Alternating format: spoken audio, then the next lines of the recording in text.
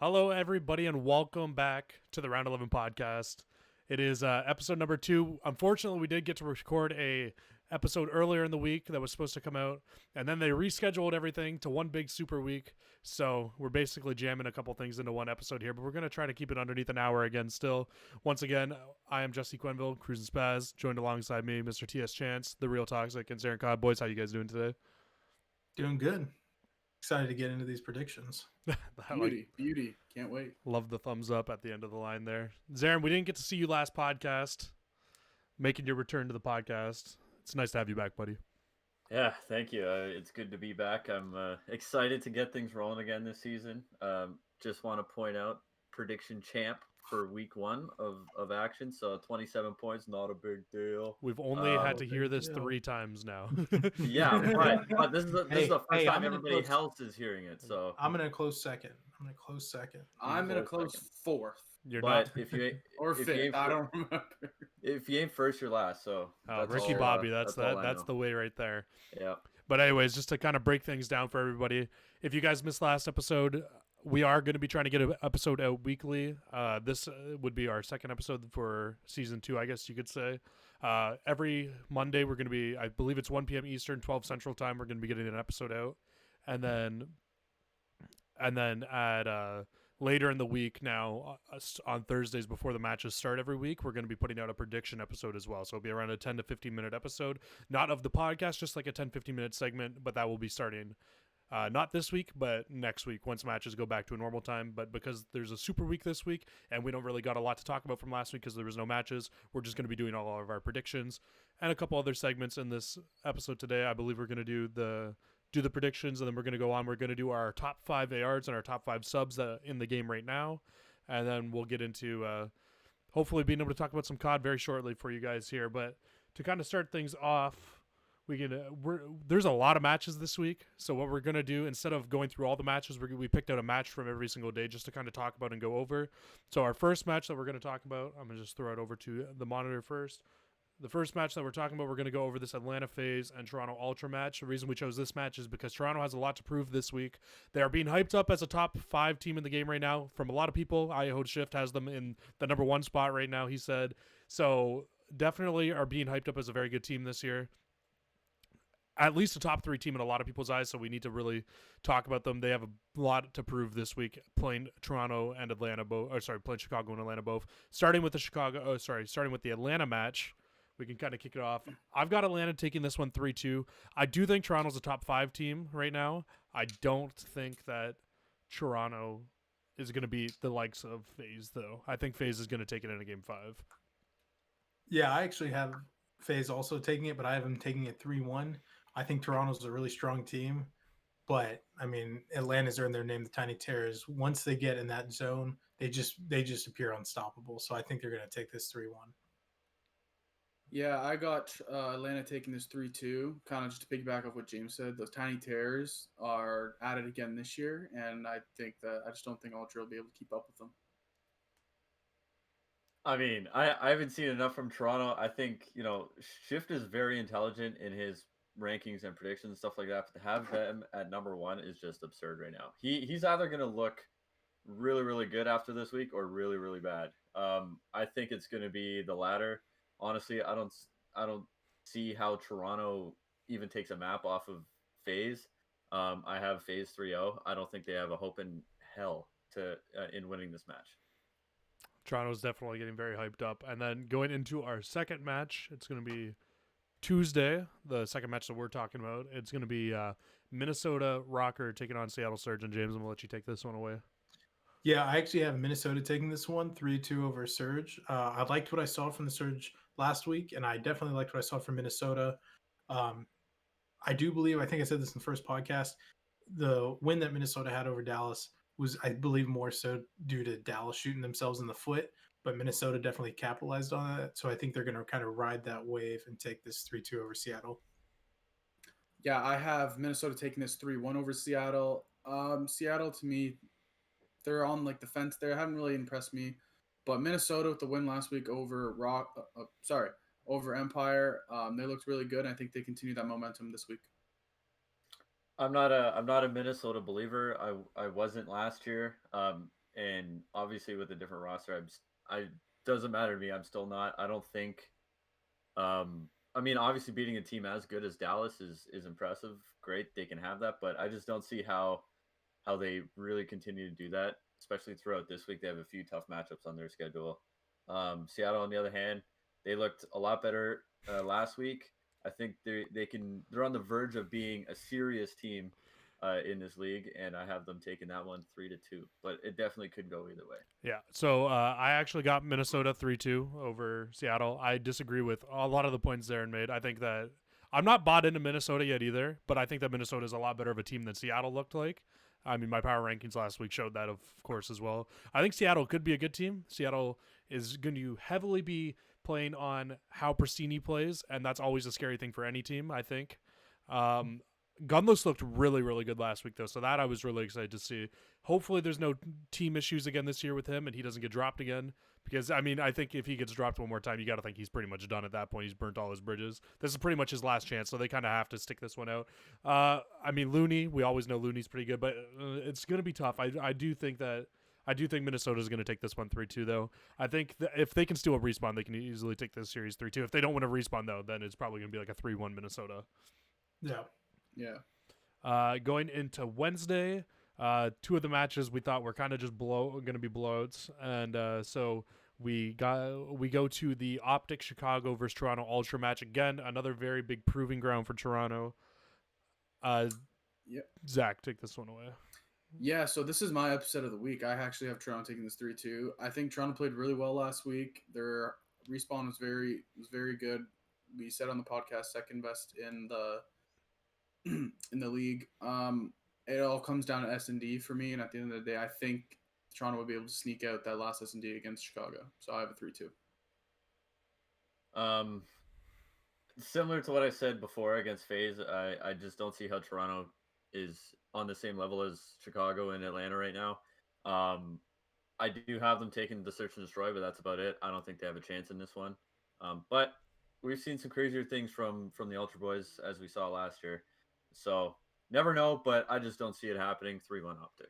Yeah, so I think Ultra actually do look like a pretty strong respawn team. So I think if Toronto can steal a respawn, I think that they absolutely have a chance to win this series, but I do have Chicago taking it 3-1 over Toronto. It's really just going to come down to Toronto having to steal a respawn, which they do look like probably one of the best respawn teams right now, but they're playing Chicago, who is probably the best respawn team right now. So that's where it really comes down to. Yeah. Yeah, I agree with that. Almost for those exact same reasons. I have Optic taking it 3-1 over Toronto. I really don't think they stand a chance against them if they're playing at their full potential.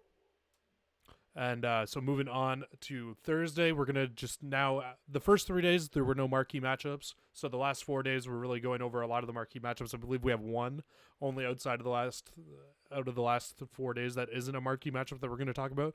So the first marquee matchup, Zarin, you can take this one away. It's going to be Atlanta FaZe going up against Florida Mutineers. Atlanta 3-0. That's it.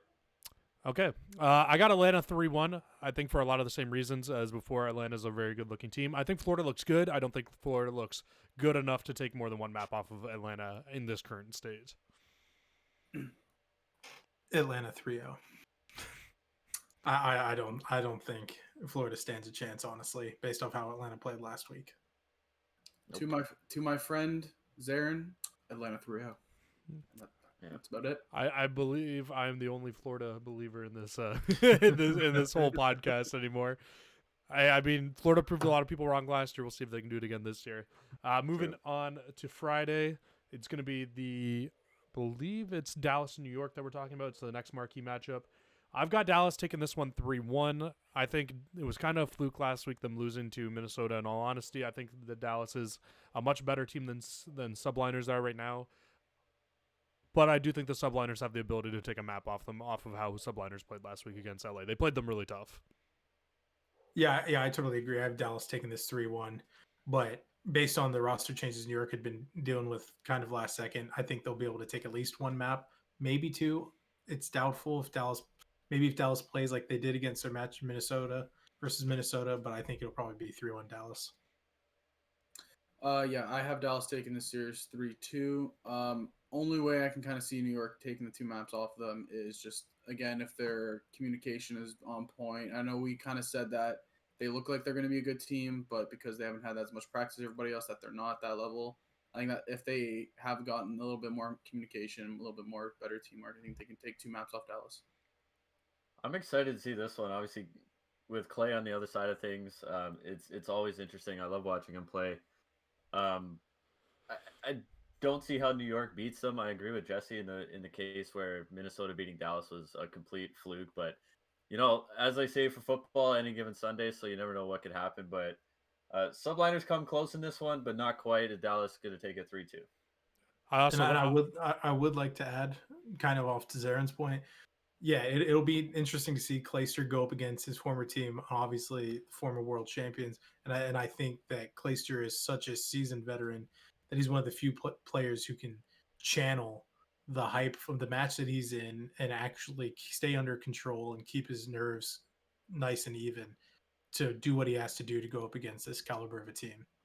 I think Clayster's extremely underrated as a player, so I can completely agree with you guys. I think a lot of people really have Clayster underrated. To be able to play at the level that he's played at for his entire career and still be at the top of the game for the last 2 years, I think is a lot of people say he got carried, but let's not forget he was the main AR on both those teams and a very good one at that. So and you think he's 27 years old now. He's been playing since COD 4, and like you said, there's very, very few people that have been around that long that have stayed at the top. You look at Krim, Scump, even you could throw Silly into that conversation. I mean, he has been around a while, but he's been around at the top and still showing no signs of slowing down. Yeah.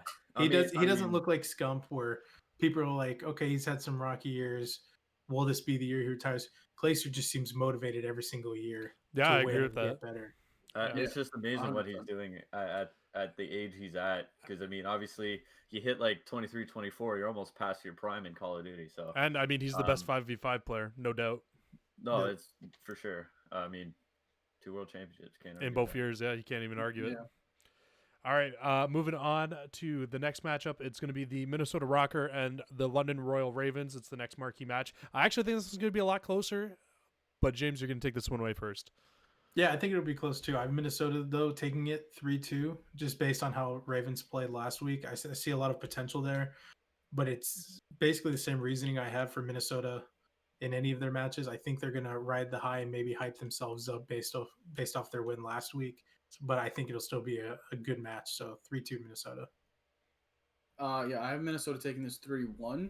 I do think this is going to be a good series. I think Minnesota's, as James stated, is going to kind of ride that high that they have. London did look a little bit good last week, but again, I still don't see this team competing without Zero on their roster. I mean, London kind of surprised some people this week.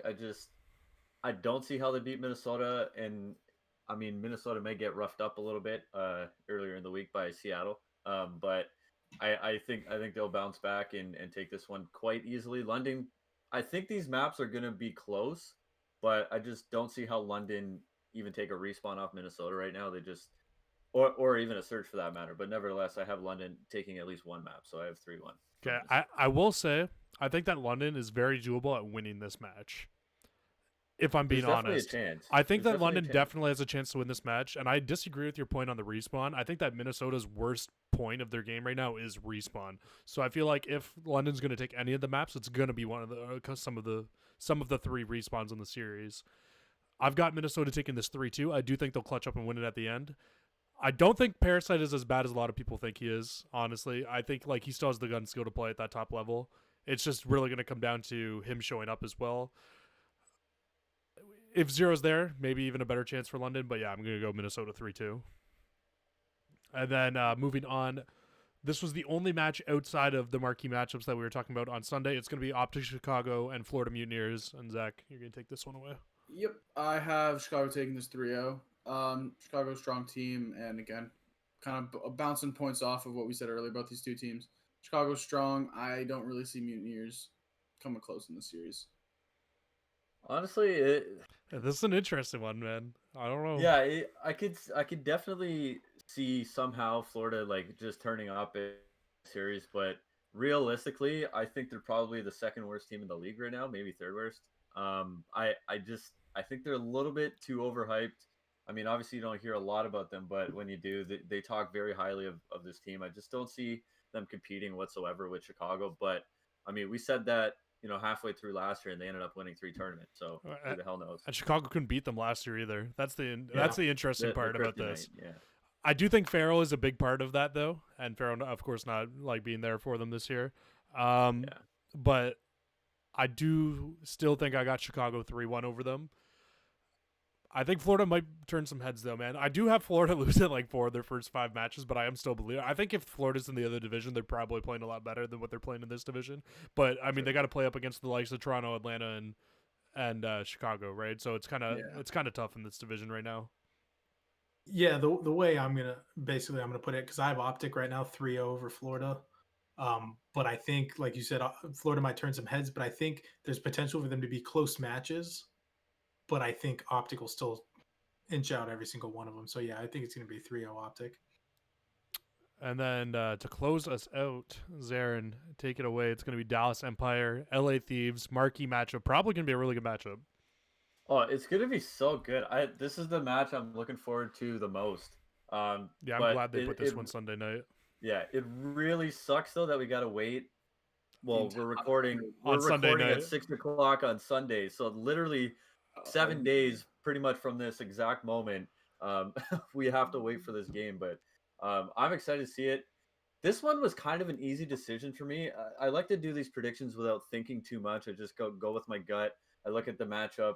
LA Thieves is a very scary team. I think they're definitely a championship contender for the entirety of the year. I just think Dallas just has that extra pep right now, and they're going to be mad and they're going to be hungry from last week's loss. I think they come out hot. I think it's going to be a 3-2 for Dallas. LA's going to make it so close and make it so tough on them. But I just think that World Championship chemistry is just going to come out on Sunday night, and they're going to end up clutching up into Game 5.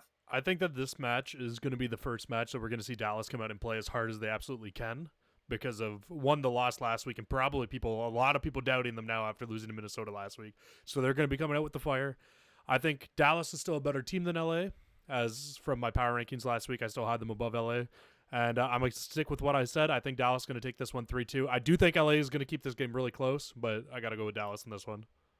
Yeah, on this one, I'm kind of with Zarin on the fact of not thinking too much about it and going with your gut. I think it's going to be a great battle. I actually have LA taking it 3-2 over Dallas. And honestly, I'm kind of also with you, Jesse. I think Dallas is going to come out fighting. We're not going to see the same team we saw last week. We're going to see one who's more hungry. But I think it's a good battle. Dallas is trying to prove that they deserve to be where they are, and LA's fighting to prove that they even deserve to be in the league to begin with. So I think it's going to be kind of a clash of titans. But I think LA is going to take it 3-2. Yeah, this match was probably the hardest one for me to pick a winner out of. It bounced back in my head, back and forth nonstop between Dallas and LA. Who would take it? I ultimately came to the decision of doing 3-2 for Dallas. I think they're gonna come out and try to prove to everybody, like, hey, we're not a team that's gonna get pushed around. I think they're gonna come out and be, like you said, Jesse, they're gonna come out firing. And that's not saying that LA is gonna be an easy opponent against them. I think LA could easily take this. Oh, sorry, not easily.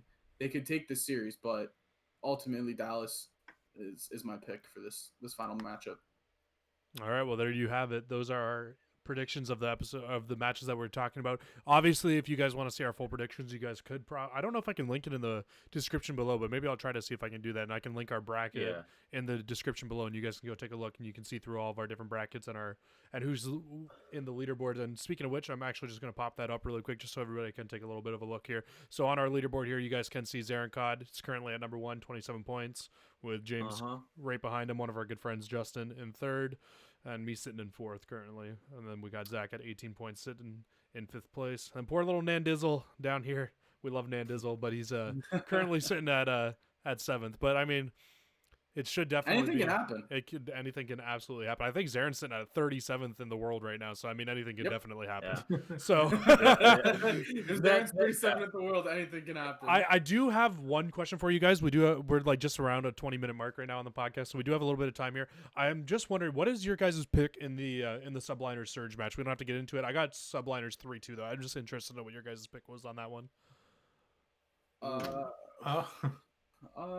of putting you guys on the spot. Yeah. Subliner. You said Subliner Surge. Yeah, it's Sunday. Sundays. Sunday's Yeah, no, first I know. match. I have them. I have Seattle taking it 3-1. I have the same score, dude. Okay. looked I'm not. back and I I'm not couldn't believe it. crazy.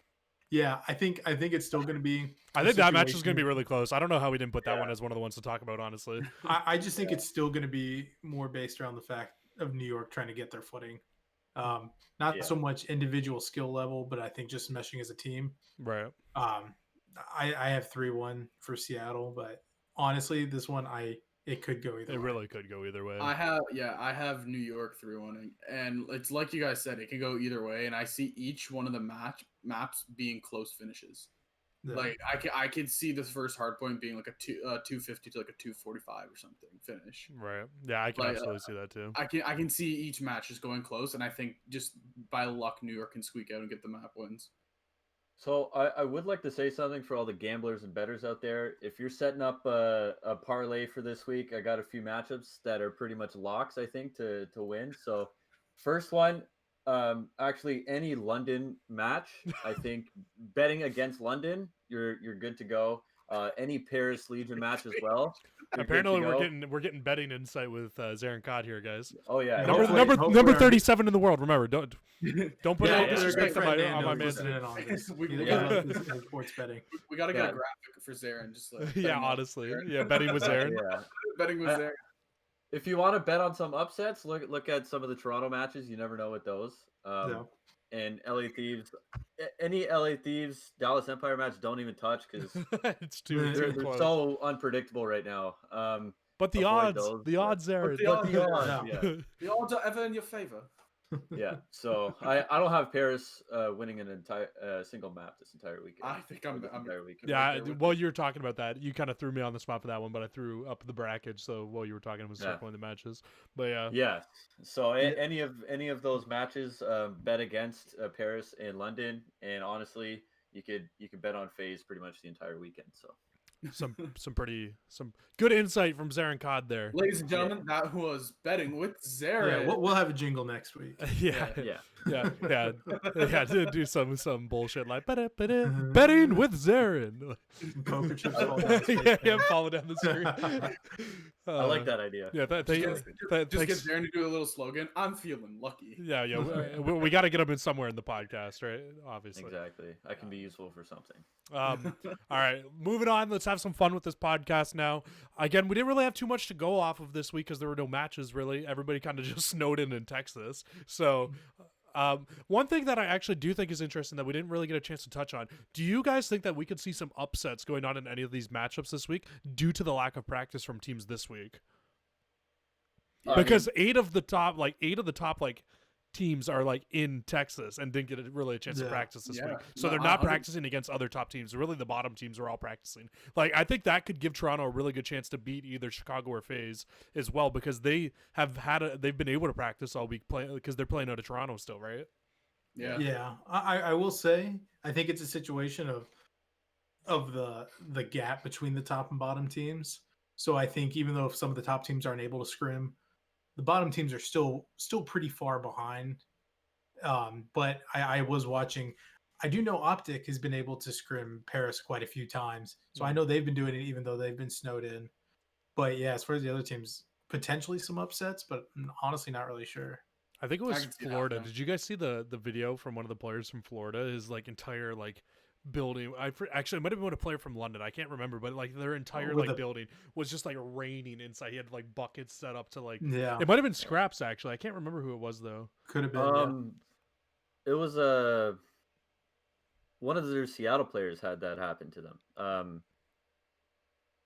trying to remember who. I can't remember. Yeah. Oh I know. no! I think it was Awakening. Oh, maybe. I think I think Yeah. so. I think that was. I don't know, but that one of was the players, they were definitely had some tough situations this week. It's a good thing Yeah. that the Yeah, matches got I will say, rescheduled. mean, I will look say, at- shout out to Hex and Zuma. They Yeah, both good had thing Zuma. power, and they both offered. I think Zuma. I don't know if Zuma went out and got him, but they both had electricity and heat, and they were taking in a lot of players who had nothing, Yeah. and kind of helped them out in that situation. So shout outs to them. God, Hex Yeah. even opened up his house for Maniac to bring his damn fucking cat in. So Can't, I mean, yeah, no matter how unhappy he was. yeah, he was so mad about it, but he still did it. Nice guy, Hex. We love Hex. Yeah. Yeah. All And right. if you're if you're listening for some reason, Zuma, unblock me on Twitter. I'd appreciate that. Thank you very much. Honestly, keep him blocked. His opinions yeah, don't matter. don't. I wouldn't follow me either. Moving on. So we kind of came up with this segment to talk about during the summer a little bit, but unfortunately we didn't end up doing any podcasts during the summer. It was more so just a break for all of us. In a way, we wanted to get new graphics up, really come up with some ideas for going over this. So no podcast during the summer, but now we get to do this now because there was no action this week. So we're going to be going over our top 5 ARs and our top 5 SMGs currently in the game at the moment. And so each of us came up with a list of 5. Nobody knows who's on anybody's list. I'm going to kick us off with my top 5 in terms of ARs. And in the 5th place, and this is probably going to upset a lot of people, but in the 5th place for ARs, I currently have Mr. Octane in 5th place for ARs. I almost forgot to put Octane on my list. This is why he said it in 5th. I think Octane's good. I don't think Octane is as good at BO4 at Cold War as he was at BO4 or Modern Warfare, if I'm being honest. Yeah. I mean, yeah. Go ahead. Zach. I mean, I can't really disagree with you as much as I want to. I have him at 4 actually on my list, but obviously we'll get to that in a sec. But Octane, he's still one of the best, and he continues to do so. He's just been hurt by some bad teams, to be honest. And if things don't look up this year, it could get quite ugly. So here, should I just write Yeah, him in at number 4 on your list right now? Yeah. We'll just go like that. Yeah, he's been hurt by some bad teams, but I still think, I know that Jesse, you think that sometimes he's overhyped, but I also think he's kind of slept on as far as gun skill goes sometimes. So I actually have him at my number 3. I don't think top Octane ARs. is slept on in terms of gun skill. I think how I look at winners, especially a lot, or very good players, is players who are like highly impacting the game on teams that are winning, right? So like that's great. He can outslay people. Like last year, he had one of the top KDs all year long, and that's great. But his team was doo-doo last year, and they couldn't win anything. So it's like, how great is he really if he's not impacting his team to a point where they're winning, right? That's where my opinion comes in, and that's the same reason why I had an opinion like that on Hook before too. I always thought Hook was a great player, but Zarin, you can even attest to this. I was always like, oh yeah, Hook's great, but at the same time, Hook can't win shit, so I'm not going to put Hook in a top 5 anytime soon. But then last year he won, and my opinion on Hook has completely turned around, and I'm very high on him now because he's winning, right? It's it's hard to put somebody who's not winning as a top player, and I feel like Octane is one of the only people that you could, and I agree with your argument, he could still be a top 3 AR. Yeah. Oh, I agree. I love Octane. I mean, I loved it when he was on the Thieves all those years ago. Oh God, it feels so long. It's like 2 years ago. But I know. But I have him at number 5 as well. I think just now there's just more people in the league that are better than him in this current game. That's kind of what majority of my list went off of. Like I did touch a little bit towards last year, but yeah, just in this game, I don't think he's as good as he was in Modern Warfare. There's 2 ways you could look at grading a player based off of his skill and his winnings, whatever. So like, I mean, for the little hockey fans that watch this, Taylor Hall for the New Jersey Devils a couple years ago won MVP. New Jersey sucked; they barely squeaked their way into the playoffs. But he impacted that team so much, and I think he didn't even win the points race that year, and he still ended up winning MVP because of how good he was. He carried them. Yeah, on a bad team. And then there's the other perspective for the basketball. Here's a basketball analogy here, where you take the best player on the best team and make him MVP, and that's been Giannis the last 2 years. I mean, there's no really. It's hard to argue. It really is. Yeah, you're not wrong. You're absolutely not You wrong. could go either way. Yeah, you could go either way. Okay, I'm just gonna mediate this. So I'm just interested in Zarin. Give me your number 5 then, if we're gonna go like this. I have Methods at number 5. That's one of my honorable mentions. Yeah, so I there's a few guys outside of my list. Awakening just kind of squeaked out methods. I don't know. He just the way he goes about his business playing. He's never bad. He's extremely consistent. And he continues to play at an extremely high level, basically since World War II. And this year, he's rolling right on through. And Yeah, I can agree with that. and so, do you guys have methods at anywhere? In He is one of my honorable mentions. I do not have him on my list. I actually have him on mine. Okay, so where do you have him at on your list? I have him slot at number 4. I liked how, like, Zarin, you brought up a lot of good points, saying like he carries himself really well, like he's professional. I think some of the things that you also look at, like Toronto sparked up a lot last year, and like when you're looking at an AR type player, methods was really good for them last year, and I think he's continuing to do that this year with the team. And I think he's only gotten better in Cold War and I think he's better in Cold War than he was in Modern Warfare. So I have him at number 4. I like Methods a lot. Methods is on my honorable mentions list. I think he's a very good main AR. I just can't put him over the top 5 of some of the people who I have in my top 5 right now. It's just hard to, in terms of just like pure gun skill alone. But Methods, honestly, he's probably one of the only reasons Toronto won an event last year, if I'm being honest. So very good player. Yeah, my top 5 or my number 5, I actually have Clayster, and he would be higher, but we decided that we're going to do these based off last year and going into this year. So I think if we were going all time, he'd move up a little bit. But yeah, I think as far as like consistency goes, he's one of the most consistent ARs. So I have him slotted in at number 5. Go ahead, Zach. With where you have Clayster, I'm assuming you have him on your list somewhere. Yeah, I have Clayster slotted at number 2. I think he played really well, in all honesty. Like, I think he's continued to be a good player, and I think we just got a small sample size of what he can do this year in the game against Ultra in the series. Yeah, I also have Clayster at number 2. I don't know. He's not on a great team right now, but if we're going off in terms of last year and this year and even the year before, it's hard not to put Clayster in the top 2 talk of main ARs. He won the world champs back-to-back years as the main AR. So I don't know. It's just hard to not put him in top 2 for me. Yeah. I don't have Clayster on my list.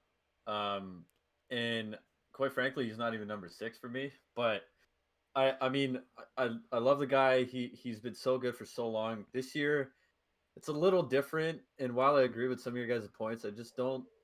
There's just too many people better than him. I'm not saying he's bad by any means. He's extremely consistent. He's a great leader. Great, just business casual when he plays. Top 5 in KD from first week as well. Overall KD. Yeah, I just there's too many people better than him right now, and that's not a knock on Clayster. It's just the competition's so tight right now. I think we should continue to do these throughout the year just to see where everybody's opinions kind of change. But Yeah.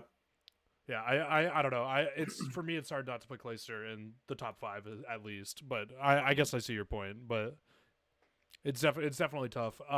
So I mean, the only 2 people who still have somebody at number 4 who isn't up here yet. So I'm gonna just show everybody the list really quick. Is me and James. And James, you just went with Clayster, so I'll take this one. Coming in at number 4, I might actually get a lot of heat for this one. I got Formal at number 4 on my list.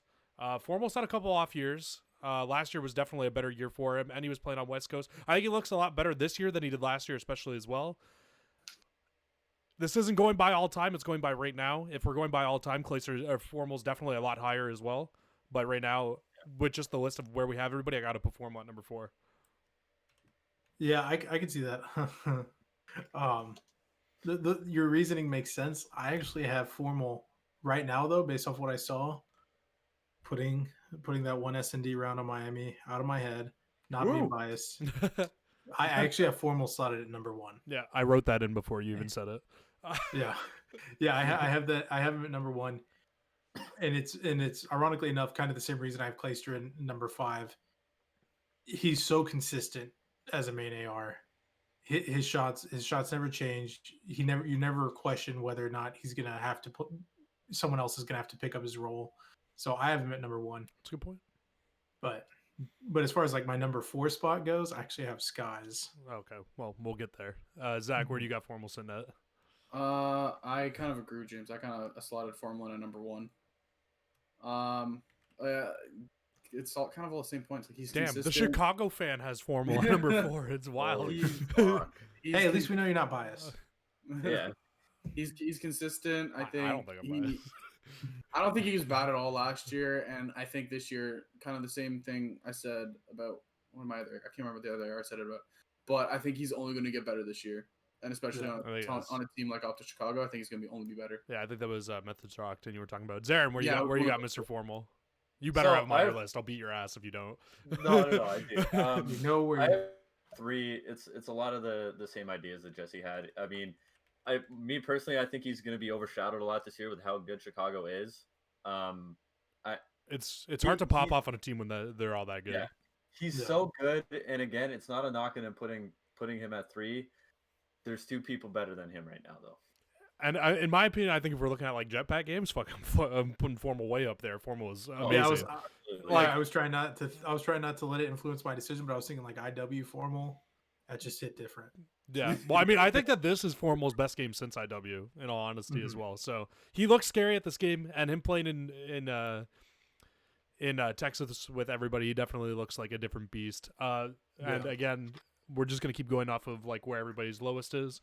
So it is gonna be James, and you came in with Skies at your number 4, I believe you said, right? So give me the reason. Yeah, I think just based off last year, I think even though obviously people knew who he was, he really kind of made his name as a staple AR player. And going to this year, I I don't know if it's all the Warzone he played in the offseason with David Dobrik. I've just noticed he's been grinding nonstop, and so it really showed last week, despite the results and the outcome. But I think of the past 2 years, he deserves to be at least in number 4. I don't know. I mean, I don't have Skies on my list. I think he's a great player. Again, probably an honorable mention for myself, but um, I don't. There's just too many people ahead of him right now, and that's what it is for most of these players. I can't put Skies at in my top 5 just with the people that I do have in this list right now, especially because we weren't really going off of flex rules, so I did have to put one of my guys who I would have put in a flex role in my top 5 ARs. And I don't know, it's just hard for me. I do like Skies, and I think Skies is very talented. If we were going off of basically just ARs, probably he'd be in there as well. But like again, because we don't have flexes involved in this, it's just tough. I think that Skies is good. He's just an honorable mention in my opinion. Agreed. Yeah. Okay, I guess we can move forward. Zach, you haven't gotten to throw anybody up on your list, but this is going to complete your list. Yeah. And I have a feeling I know who it is, but Zach, go ahead. Give me your number 3. I actually put Arcides at number 3.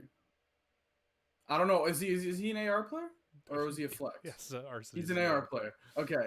I just want to make sure. That's why he left That's Chicago. literally why he left. I threw up Dashy, but then I was like, well, no, Dashy's the flex on that team, so I took him down. But yeah, I put Arcides up there. He played well last year, and just how Atlanta FaZe looked all last week. This is amazing. Like they're going to be an unstoppable force, and I think Arcides as the AR on that team is going to be amazing. Yeah, James, go ahead. I'm assuming this is the guy in your number 2 to close out yours. Yeah, I have Arcides at number 2. Like you said, obviously he was relatively unhappy where he was Chicago last year, which you wouldn't. I mean, until he publicly said it, you wouldn't know because he fits so well and did so well on that team. But I think now that he has the freedom to have the spot and the exact role that he wants, I think that he's just going to continue to get better throughout this year. But I think he deserves a number 2 spot. I have Arcides at my number 1.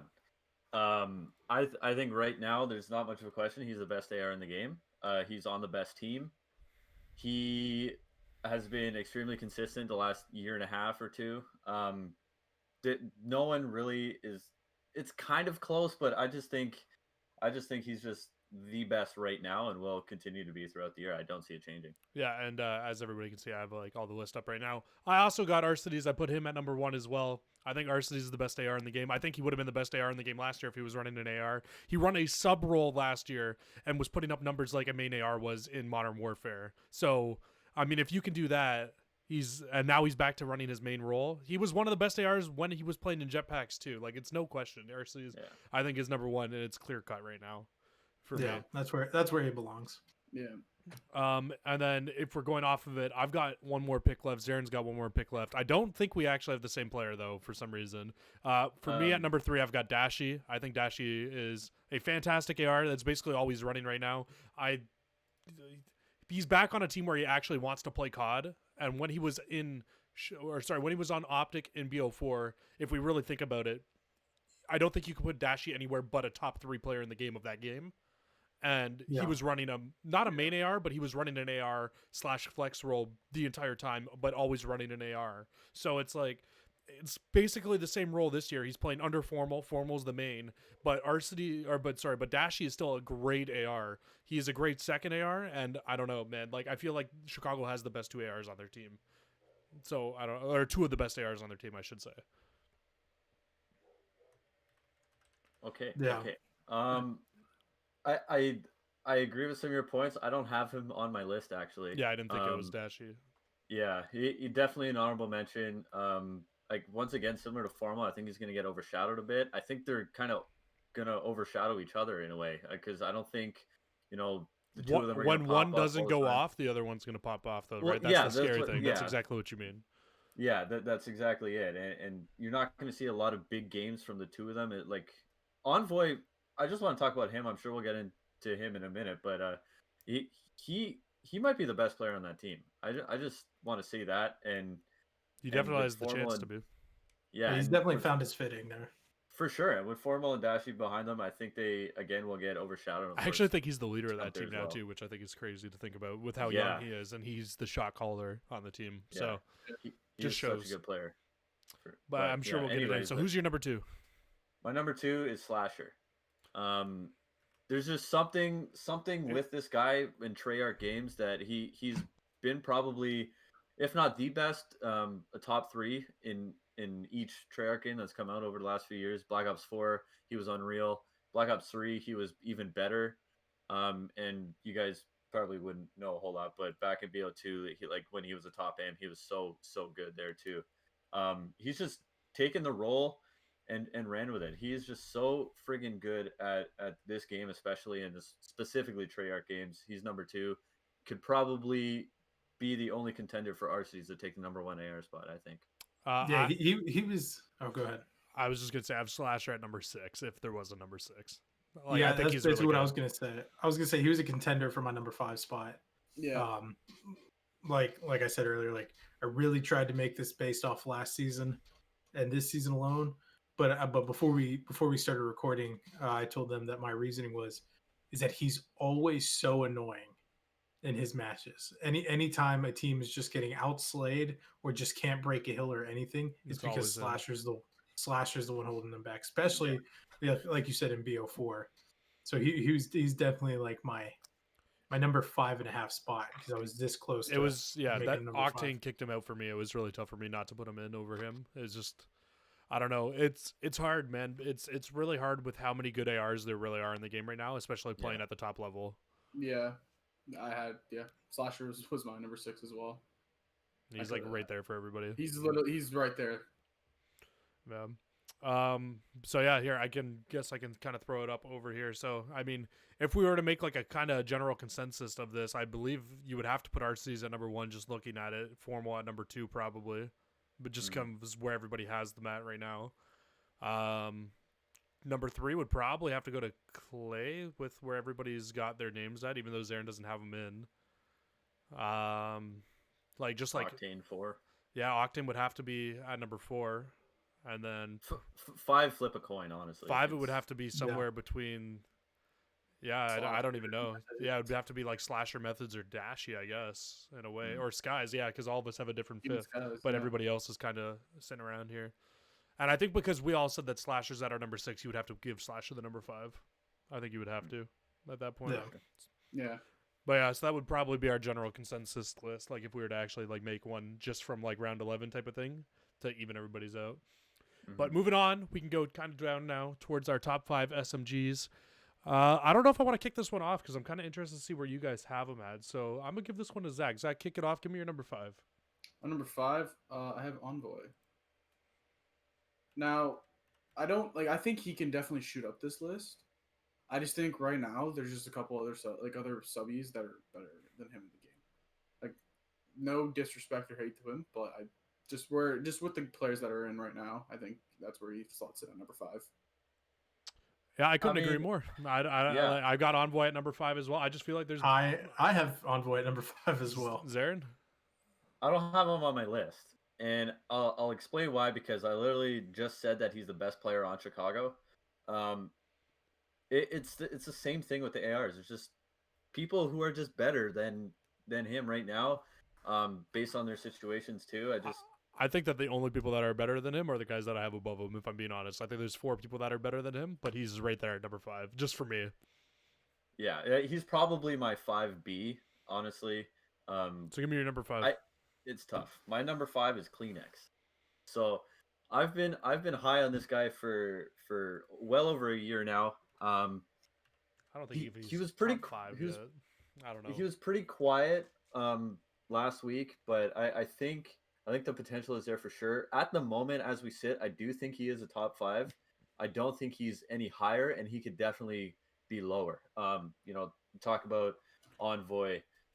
That's one of the guys that probably will be better than him come the end of the year, but I think Kleenex can definitely improve even more. I think he's so talented. He's so skilled. One of the best shots I've ever seen on a pure sub player. And so he's my 5 right now. He could definitely drop, but he could also climb if he continues to improve. Right. Well, I imagine a lot of our top 4 is going to be the same. James, I don't know if you want to say anything on Envoy. You didn't get a chance. No, just based off last year, I think he obviously the round 11 he had against Optic last year To save Optic. The round 11 against Optic to save Optic last year. I think he was clutch in all the right times he had to be last year, and he's definitely kicking this year off strong and showing that he deserves to be where he is. And obviously, if this was an all-time list, I don't think he'd be up there. I'd obviously have Scump subbed in somewhere, but no, I think 5 is a fair fitting for him. Yeah. I think Envoy's at a good spot at 5 right now. I think Envoy's great. And honestly, like you were saying there, I think Envoy was the best player on that Chicago team last year as well. I don't know about this year. Dashi is definitely playing it out of his mind right now. So we'll just have to see how the year goes along for everybody, especially. Moving into number 4, I would imagine all of us have a very similar top 4 for subs. I feel like it's a lot more clear cut than it is for ARs, and that's why I wanted to do subs second. But at number 4, I actually have Hook coming in. He is my number 4. I think Hook is very good. You guys know how high I am on him now. But I don't think that Hook is better than the other 3 that I have above him, if that makes sense. But Hook is really good. Same thing. I've always liked Hook, been a fan of him, but after last year and he showed what he's capable of, it can, like you, completely changed my mind on him. So I actually also have him at number 4. And I think one thing to say about Hook as well is, like, not only did he play out of his mind last year, but like he got outshined last year because of how good his teammates were as well. But let's not forget he was running the trophy smoke on that team last year to give Shotzi the ability to play as good as Shotzi was able to. Right. Yeah. Honestly, it was like flip flopping between Illy and Hugh for number 4. Literally could sub either of them in that 4 slot. I think they're pretty much on the same level. They have kind of the same job. Illy is at my number 4 right now. But where's Hook? Hugh is not on my list. Okay. Yeah. Hugh, I don't know. Like I said, I mean, they're evenly balanced for the most part. Yeah, like he's like my 5. I just don't even think Illy's a sub this year, though. Illy runs an M4. Illy just runs a AR, yeah. No shot. Oh, maybe I was thinking Shotzi. Yeah, Shotzi and Hook are the subs. Okay, so disregard everything I just said. Hook is your number 4? No. Shotzi and Hook are on the same level in my eyes. Flip flop between them. Hook is right there. Just I don't know. I feel like Shotzi's been much more impressive. So you're putting Shotzi at number 4, or yes? Okay. Yes. Yeah, I meant. Yeah, I'm not going to put that in there yet because I think Shotzi will come up later in our list as well. So you don't have Hook on your list. Zach, you have Hook on your list? I have Hook at number 3.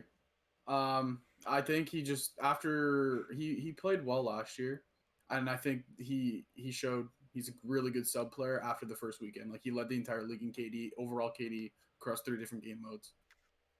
Yeah, I mean, I think Hook's amazing. I don't know. Okay, so moving on, Zarin, you had who at number 4 then? Shotzi at number 4. Okay, so I mean, we can put that in then. I guess I'll go. I have Shotzi at number 2.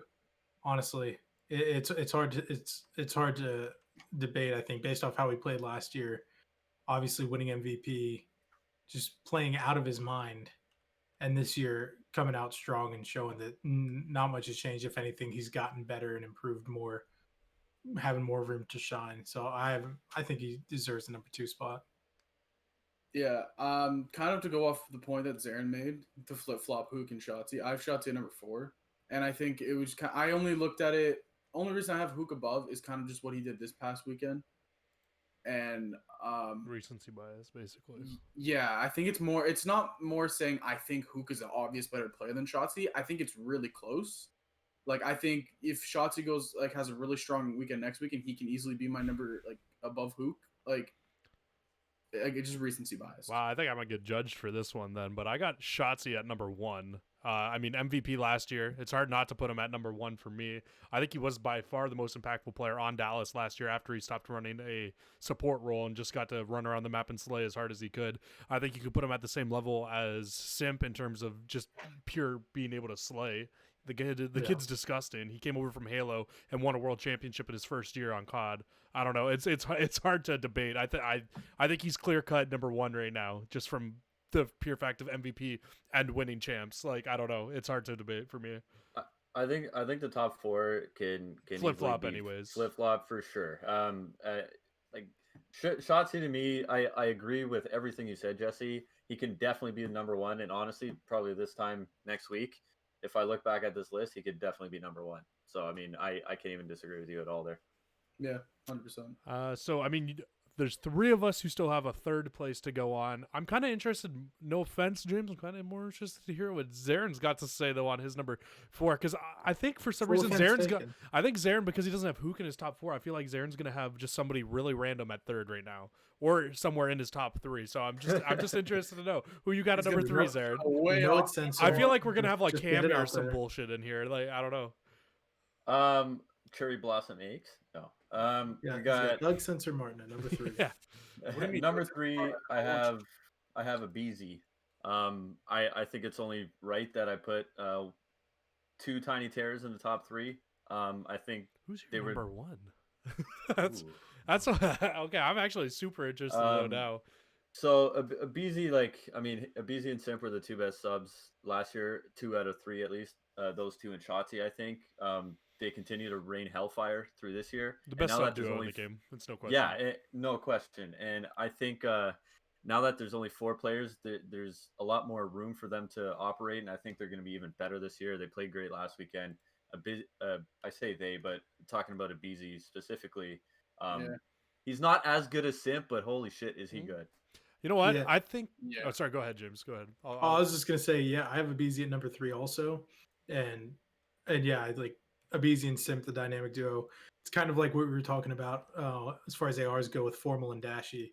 I think Abizi, the last week was Abizi's weekend to shine. Obviously, he was the main event going on between that Optic phase match. But it's kind of the same situation. If Abizi doesn't show up, you have Simp there to show up. They probably won't shine at the same time, so that makes him really scary to go against. It's funny. Yeah, I have a number 3. I've literally already wrote out Zach's list because I can just tell just from knowing Zach what his list is going to be. What's my list? Zach's got Abizi at number 2. I'm not going to say your number 1 because obviously he's your number 1, but Abizi's at your number 2. You just think Simp is better. It's okay. I know that's your opinion. Am I wrong? Is my guess correct? Your guess is correct. I had Abizi at number 1. But I kind of just looked at. Again, I looked at last year as well, and it kind of made me put Simp at number 1. I think that Simp overshadows Abizi. I think without Simp on that team, Abizi's probably one of the best ARs in the game, or one of the best subs in the game as well. Yeah. I've actually got Abizi at number 3 because I've got Shotzi number 1, obviously, so that's going to put Simp at my number 2. But it's hard. It's like I think Abizi on any other team will be a top sub, but just because he's on Atlanta with Simp, they're just such a good duo together. Because you have Simp who's just such a good slayer, and then Abizi's such a ratty player. And can sit in the corners and just do all the dirty work and does it so well putting up a good KD. He's first man in and still puts on a plus positive KD, something that top players who have won multiple world championships couldn't even do. So, I don't know. It's like the amount of consistency that he brings, it's hard not to put him in a top 3. Yeah. And then obviously I'll just go with my number 2. I'm actually very interested to know who Zarin's number 2 is because I'm assuming you got Simp at number 1. But my number 2 is Simp. Again, it's like they're both such great players. All of my top 3 I feel like could flip at all because I feel like it's a very clear-cut top 3 subs, and then anybody else after that is like kind of shifting around. I'd say Hook is pretty solid at number 4, but obviously Zarin has him somewhere else. But I don't know. I feel like it's just tough. But yeah, James, go ahead. Give me your number 1. I'm assuming it's going to be Simp. Number 1 is Simp. Same reasons. Like I said, you can flip-flop BZ and Simp. He went off last year. Definitely made a good debut in the CDL, especially coming off the United win. And then this year, like I said, even though BZ kind of stole the show, Simp was still just an all-out consistent player. And I think over the past few years, it deserves to be Simp number 1. Right. And then Zach, we all know your opinion. Yep. Simp's And Zarin? Yeah, I have Simp at number 1 too. This guy. It's is hard just, not to. I'm intrigued to hear what he's We'll be mailing him his award after we're done recording. Yeah, exactly. Yeah, he gets like a Dundee type round 11 award. We'll send him a Dundee. he's been the best the last 2 years. He's already equally as good, probably better than he was in Modern Warfare, which is a terrifying thought if you're an opponent playing FaZe right now. Who's your number 2? He's my number 1. My number 2 is Apathy. I knew it. I'm not even gonna write it in. Now, How? Apathy, How is he number 2 in the game? I'm actually gonna get so heated here. How is Apathy number 2 in the game? Just sit back. Please get. After last year not doing shit all year, I'm gonna swear on this now too. How the fuck do you have Apathy as number 2 in the game right now? So, you talked about last year. He was on a fucking terrible team. He wasn't all that great. He was probably the best thing. What did he do in on BO4? Seattle next to Octane? BO4. What did he do in BO4? The Well, last we're time going based Apathy off won last- I know, but the last time Apathy won a chip was World War II champs, and he had the luckiest bracket of his life. Sorry, go ahead. So, guess what? That was a 4v4 game, and he fucking won a championship. And by the way, he won another championship in a 4v4 game just a couple years before that. Yeah, he won BO3. This guy 4v4 is one of the best subs in the entire game, and I think so for this year as well. He struggled last year. You think He he's do a whole lot top in 2 BO4 sub like right you now? said. Right now, he's Yeah, a top 2 sub. I think so. I think you're an idiot. I've watched Gorilla's scrims. I've watched him play 8s. This guy's a fucking force. Every time he turns on his PS5. Why and can't he plays. get on This a guy- top team? What that's not the point. He's been teaming with It's the Assault. gray beard. Yeah, it must be. I don't know. I strongly disagree. Well, I don't care. Uh, So let me okay. let me explain. I don't myself even then. think I have Apathy in a top 10 right now spot for sub. Honestly, that it's so that funny. is that he cut out. ridiculous. You clearly have not been paying attention. James, where do you have Apathy? Oh, sorry, I lagged. Can you hear me now? Yeah, we can hear you. Yeah, we could hear you. I have Apathy as a great sub player who Zach? deserves some recognition. He deserves some recognition. He's not top 2. Zach, where do you have him? I forgot about Apathy. I'm not gonna lie. I don't know. Okay. It's I'm just sure- I can't. You I'm can't gonna- put him in top 2 right now, dude. That's ridiculous. I don't know. If you I slid him in think at he's number probably 5, the best thing that LA has to. if you slid him in at No, number 5, no. I would accept it. But number 2 is ridiculous. I don't know. I just think he's the best player on the Gorillas. He's gonna be the guy, the go-to guy all year long. And most of their success, I think if they do have any, Oh man. is gonna be because of him. Because I- Silly I'm isn't us- putting up numbers like that. Fucking Assault ain't putting up numbers like that. He'll have a good year too. By the way, Assault, honorable mention for top 5 ARs. I think Vivid's better than Apathy is at this game. I'm usually I the moderator in disagree. this, but I do have one question for Zarin. It's like, how do you put Apathy above the duo of Simp and Abizi? Well, Or no, what yeah, shots he did last And year? yeah, this year? that's a great question too because this is going off of right now, right? right Like, now. off of a guy who hasn't won a chip in 3 years. It doesn't fucking matter. Yes, it does. No, it doesn't. This guy, his 2 championships came in 4v4. He hasn't won a fucking championship because it's been 5v5. And he's played like ass. How can you put him in a top He 5? has not been ass. What are you talking He about? played What like fucking ass Call of last Duty you're year. Yes, he watching? did. What do you mean, dude? Okay, my last God. year he was on the worst. And that's fucking what we're team in the going entire off of, league. though. No, we're not. You said right now. Right now, he is number 2. But On a bad I did team mention, still. I did mention that 1 to 4, flip a coin between any of them. He's in that conversation. No, he's not. I And he think won't be by the end of the he's year. better either. than Envoy. He's better than any other sub on the list. Outside of that top 4. I can't wait to continue to watch Apathy get fucking gunned this year and just prove you wrong once again. That's great. That's great. He's gonna prove. You so many literally people had him wrong. in your top like He's- whatever last year, all year long too, and they didn't do shit. Like you had like I feel like because of how high you are on him, like you're just gonna keep like burning your credibility because of how bad Apathy is and that team is at this point. And He is the not same thing with bad. Seattle last year. It was the exact same thing with Seattle. You only liked Seattle because of Apathy. It's the same He was thing. on a bad team. I don't know what else to fucking tell you. I don't You- know. I feel like we Bro. need to close this out because me and you will just keep arguing about it forever. No, because the fucking I'm not understanding your analogy of saying how bad he's Apathy was not last year. a It wasn't top just 5 him on player, that team. but he's not You're a telling top me 5. Octane was shit last year? But You're telling me Octane was shit last year because of that team? I didn't say that. No. I have He was the Octane. best fucking AR. But and what- Apathy, What were Apathy's numbers Dude. last year? the other 3 players on that fucking team were terrible. James. Like, I don't know what else to tell you, dude. Maybe I didn't hear it amongst the debate, but did you answer why he's above what Simp and Abizi did last year and this year? And I- and Shotzi. My answer to that is I said it before, 1 to 4, flip a coin. The 1 to 4 really is meaningless. All those players are in the same But he's not category. in the 1 I to think 4. they're at the same skill level. No reason specifically. If it makes you happier, I'll put a BZ at 2. I don't care. The top 4 are on the same level, and they're that much better than anybody else in the entire league. And I think it'll stay that way for the whole year. Apathy's not a top 4. But you know what? I'll just let you have your moment. That's you your- can say he that's is. your opinion. These are just different opinions, clearly, on a player who is out of his prime. Does anybody have anything else to say before we close this out? Can't wait for COD to start this week.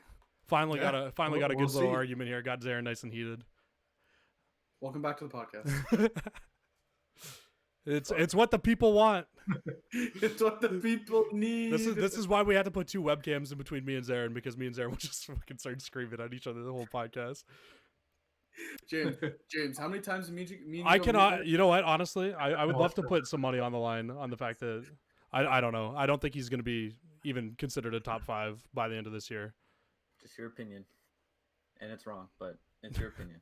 All right, guys, that's going to do it for the Round 11 podcast today. Again, guys, if you guys want to follow us, you guys can follow all our socials. They'll be down in the description below. Last week they were a little bit messed up, but I'm going to make sure we get them all right this week. Anything else you guys want to say before we close out to the show? Well, I will say it's kind of funny that last week we were talking about how we love the layout of like 2 matches the first 2 days, 3 matches the second 2 days, and now we have Super Week, and for the most I'm part, I excited think for we're it, all though. excited to have like a full week of COD and to watch yeah. a lot of matches. Oh, It's gonna be a fun week, I think. Definitely, this feels like an actual like league now, not just playing on weekends and shit. Like the fact that it's all throughout the week and different games, different teams, all this stuff. It's so fun. Like I'm so excited And to watch some COD, man. The best part about this whole Super Week thing is at the end of the Super Week, it's going to have everybody slotted in for the major next weekend. So Yeah. it should be And great. the major starts on Wednesday, right? The major starts on Wednesday next week, I believe. Yes. So It's We got honor- a we're lot gonna of get COD like next 2 days week. off of COD, and then we're I going don't- straight I back don't know- onto I it. don't And know. I don't even get those days off because I'm casting CCL in those days. So no days off for Jesse this week. Should be. I don't know if you guys feel the same way, but this like just the Super Week has me feeling like this is like a legitimate sport, like just a week of sports. I'm just excited. I agree with all you guys. I love all of you guys here. Zarin, I still love you, even though you have a shitty opinion on Apathy. Anyways, guys, that's gonna close it out for the Round 11 podcast today. Don't forget to subscribe. Don't forget to follow us on Spotify, Twitter, and YouTube. Guys, we will catch you all later.